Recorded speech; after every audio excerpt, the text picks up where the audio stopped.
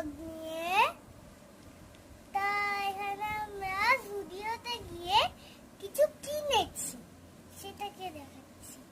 এটা হলো একটা লিপ ওয়াইপ, একটা মেকআপ ওয়াইপ, একটা সুন্দর দেখতে লিপ বাম। সেটার কালারটা তোমাদেরকে দেখিয়ে দিচ্ছি।